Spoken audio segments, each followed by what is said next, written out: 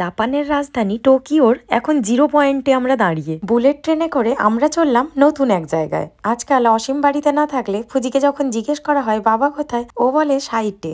জানি না বুঝে বলে কি না বুঝে। এবার ফুজির বাবা যাচ্ছে সাইটে আর আমরা সাথে যাচ্ছি বেড়াতে। 2:20 হায়াবুসা শিনকানসেনে আমরা উঠে পড়লাম। এটা হলো জাপানের দ্রুততম বুলেট ট্রেন। শিনকানসেনে করে আমি সেকেন্ড টাইম যাচ্ছি, কিন্তু হায়াবুসাতে প্রথমবার। ট্রেনের স্পিডটা একবার লক্ষ্য করুন, কত দ্রুত যে ছুটে চলেছে, ভেতরে বসে কিন্তু টেরও পাওয়া যায় না। আমি তো প্রথমবার বুলেট ট্রেনের অভিজ্ঞতা আপনাদের সাথে শেয়ারও করেছিলাম, এ তো নিশ্চয়ই আপনারা দেখেছেন, না দেখলে একবার দেখে নেবেন। এই যে এই ট্রেনে করেই আমরা চলে আসলাম আমাদের গন্তব্যস্থল সেন্ডাই স্টেশনে। কর্মসূত্রে এখানেই ওকে বেশ কিছুদিন থাকতে হবে। দীর্ঘদিনের ওর ইচ্ছে আর সুযোগ এবার হয়েছে, তাই আমরা 3 জনেই এসেছি। আমাদের ফুজিও কিন্তু খুব খুশি, দেখুন ওর কাণ্ড।